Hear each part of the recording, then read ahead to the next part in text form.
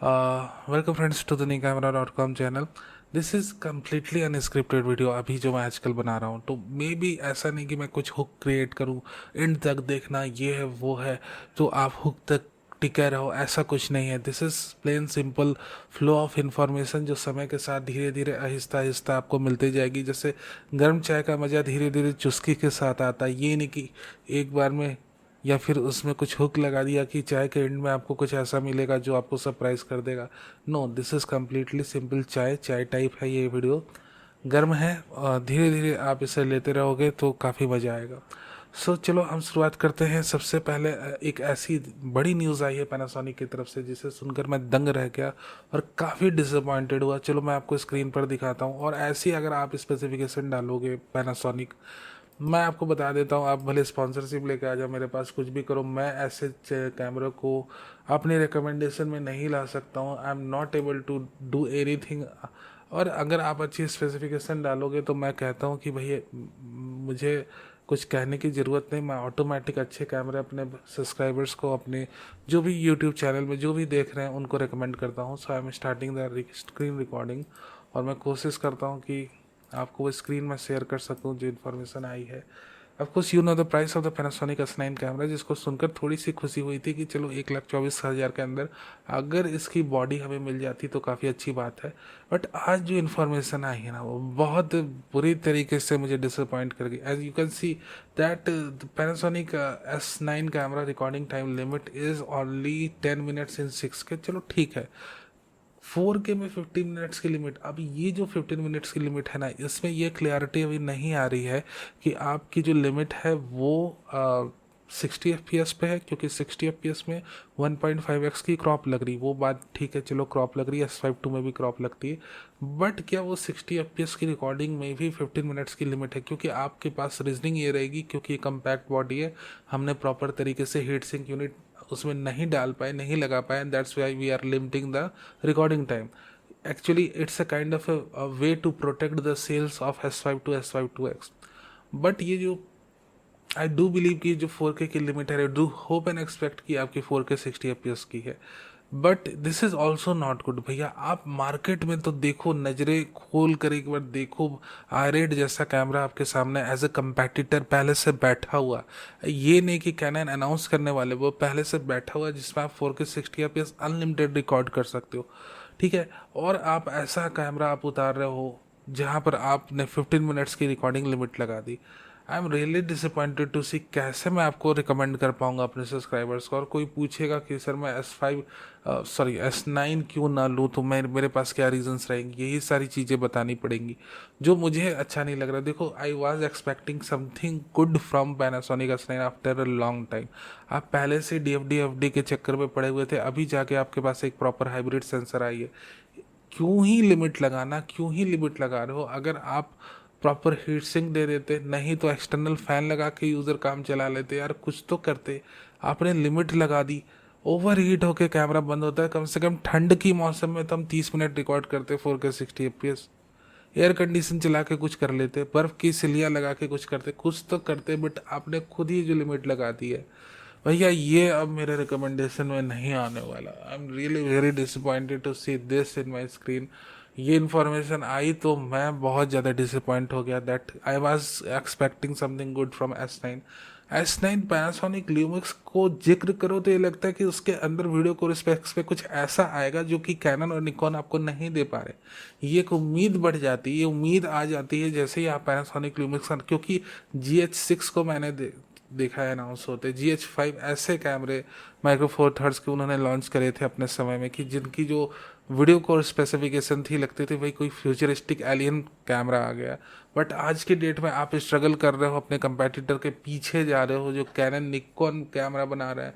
ये R8 से तो बेटर कोर स्पेसिफिकेशन दे देते।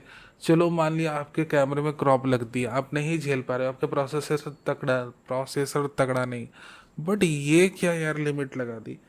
So I'm really disappointed, really very disappointed with S9. Now let's move towards the next news. Next news काफ़ी interesting, और वो ऐसी न्यूज़ है जिसे आपको सुनकर मजा आएगा।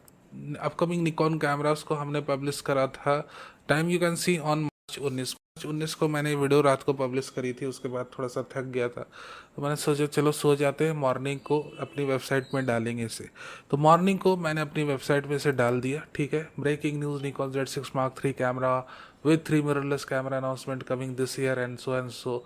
मई 20 को मैंने डाला, साथ में वो सारी रिलेटेड डॉक्यूमेंट डाल दी कि ऑफकोर्स सही बात है भैया, 2024 को 5 नए प्रोडक्ट्स निकॉन ने रजिस्टर करे हैं, जिसमें से एक ब्लूटूथ डिवाइस है और बाकी 4 कैमरे हैं।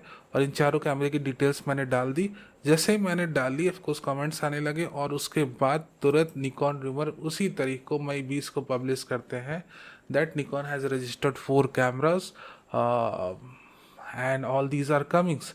सो ही काउंटेड 6 यानी कि Z6 Mark III को लेकर, ब्लूटूथ डिवाइस को लेकर, और टोटल रजिस्ट्रेशन जो आ रही थी वो काउंट करे तो 6 आ रही। ऑफकोर्स इन्होंने पोस्ट पब्लिश करा और ये लोग कभी क्रेडिट नहीं देते। एकदम आप भरोसा रखो कि आप जो भी न्यूज़ ब्रेकआउट करोगे, तो अगर आप एक इंडियन हो, आप एक एशियन हो, तो आपको वेस्टर्नर्स कभी क्रेडिट नहीं देंगे। ये आप लिख के रख लो, ठीक है, ये एकदम लिखी हुई बात है।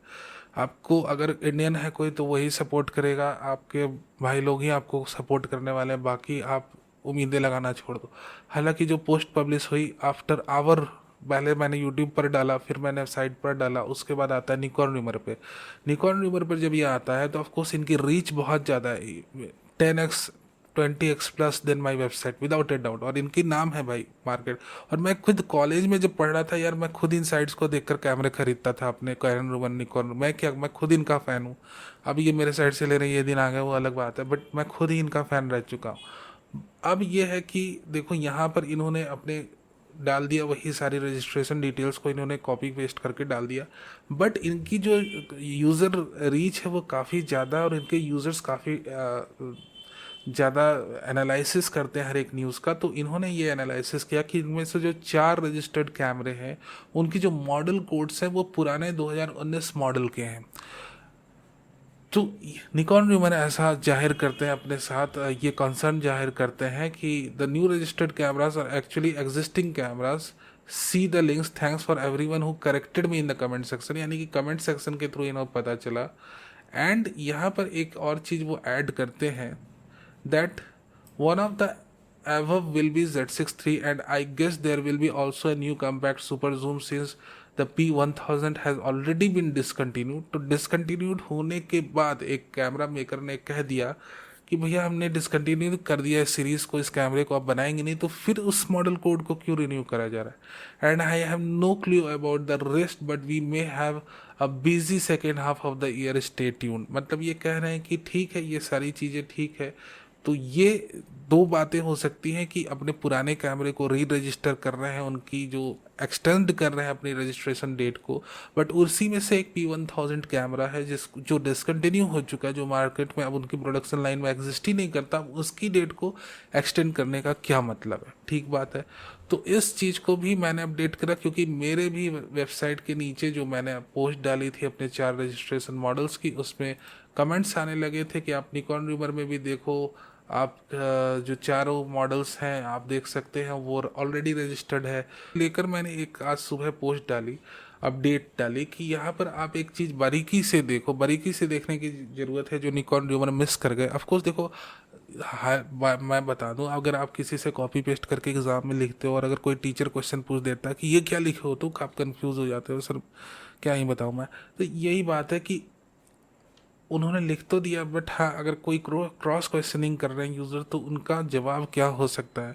अगर कोई क्रॉस क्वेश्चनिंग कर रहा है तो थोड़ा सा डिस्कशन भी करना चाहिए। देखो यहाँ पर मैं आपको आपकी स्क्रीन पर शेयर कर रहा हूँ कि इन 2024 1834, और ये एक्सक्लूसिवली मैंने ही अपने साइट पर थोड़ी सी एनालिसिस डाली है, but even I do believe कि हो सकता है वे पुरानी मॉडल कोड हों, पुराने को नए कर रहे हों। बट यहाँ पर एक बहुत इंटरेस्टिंग बात मैंने पकड़ी जिसे आपके साथ शेयर कर रहा हूँ। तो यहाँ पर मैं ये कह रहा हूँ आपको, इन शॉर्ट में समझा दूं कि 2024 में जो 1834 मॉडल कोड जो रजिस्टर करा है निकॉन ने, निकॉन, उसमें ब्लूटूथ डिवाइस सिर्फ मेंशन है, और उसको अगर आप ओपन करते हो तो उसमें कोई भी वाईफाई या वायरलेस लैन के बारे में कोई भी डिस्क्रिप्शन नहीं है 2024 का जो 1834 मॉडल है, और इसलिए इसके रजिस्ट्रेशन में सिर्फ ब्लूटूथ डिवाइस लिखकर छोड़ दिया गया है।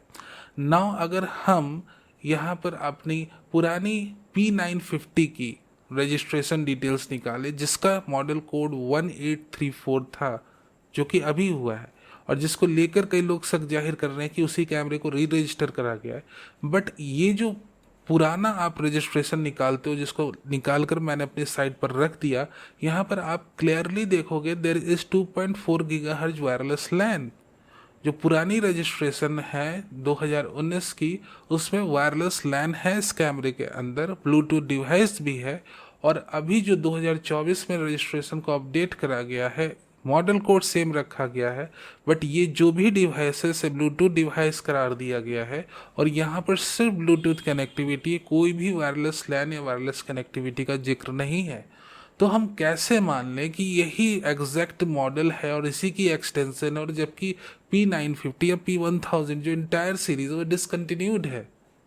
सो आपको थोड़ा सा 2 ग्राम अपने दिमाग का भी इस्तेमाल करना होगा। ये नहीं कि सिर्फ आपने देख लिया कि मॉडल कोड सिमिलर है दैट मीन्स कि वही सेम कैमरे को री रजिस्टर और उसकी एक्सटेंशन कर रहे हैं, ऐसा बिल्कुल भी नहीं।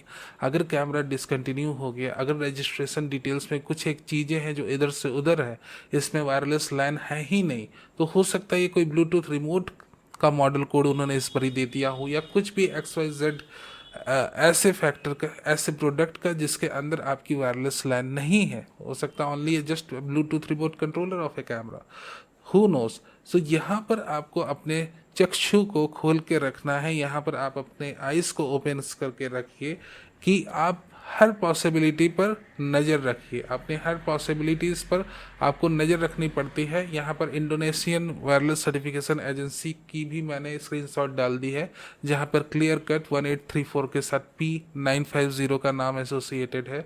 सो we have no confusion. So इन सारी चीज़ों के बावजूद भी मैं कहता हूँ कि देयर इज़ अ चांस कि हो सकता है बाकी कैमरों की वो डेट एक्सटेंड कर रहे हों, बट यहाँ पर कई सारी ऐसी चीज़ें हैं जिन्हें हम नज़रअंदाज नहीं कर सकते।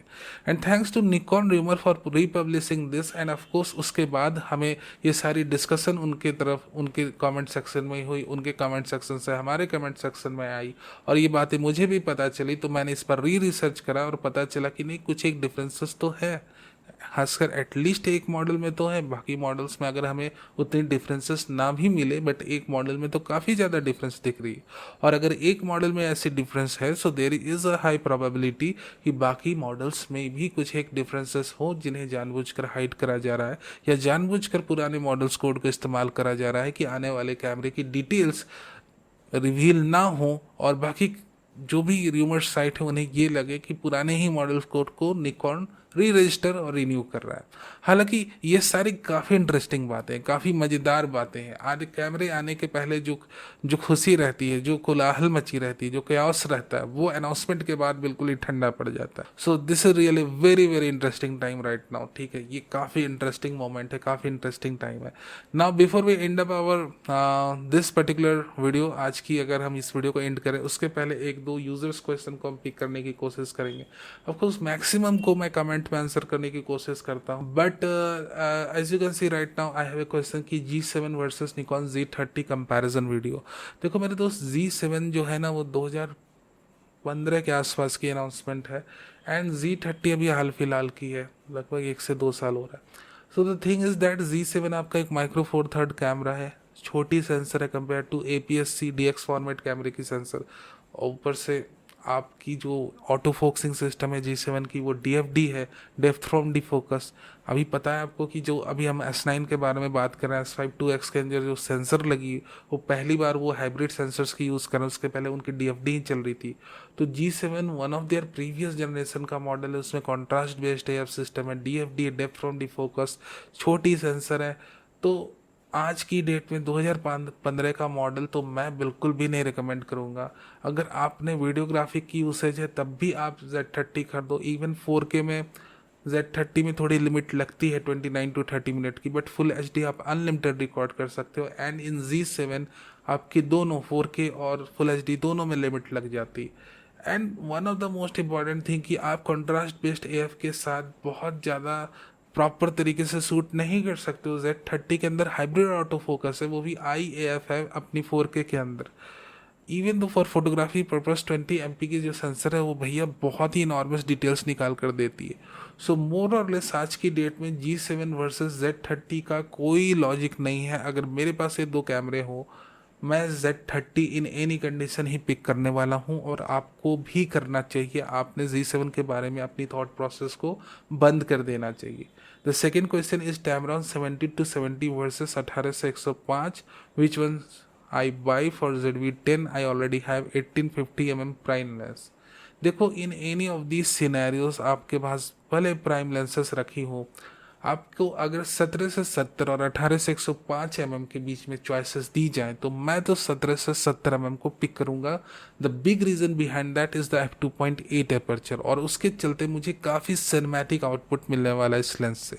But there are some situation जहां पर आपकी फोकल लेंथ यानी कि रीच ज़्यादा मैटर करती है instead of having cinematic output. यानी कि आपको एक रेंज ज़्यादा चाहिए, आपको 105 की रेंज की 105 की रीच चाहिए इंस्टेड ऑफ 70 आप f4 अपर्चर से भी काम चला लो। In that very specific and rare scenario आप फोकल लेंथ को प्रायोरिटी दे रहे हो instead of having a bright aperture based lens.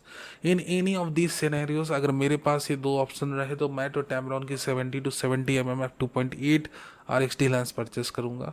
और मैं सजेस्ट भी आपको करूंगा कि आप Tamron की 70-70 ऑल इन वन लेंस को परचेस करो instead of having the 18-105 f4। Thank you very very much for being a part of this video. Video अच्छा लगा हो तो लाइक करना नहीं भूलना, नए हो तो सब्सक्राइब कर लो, ऑल नोटिफिकेशन आइकॉन को क्लिक करना मत भूलो, otherwise you will miss 99% of our updates. And finally again, thanks for being a part of the newcamera.com family. Thanks again।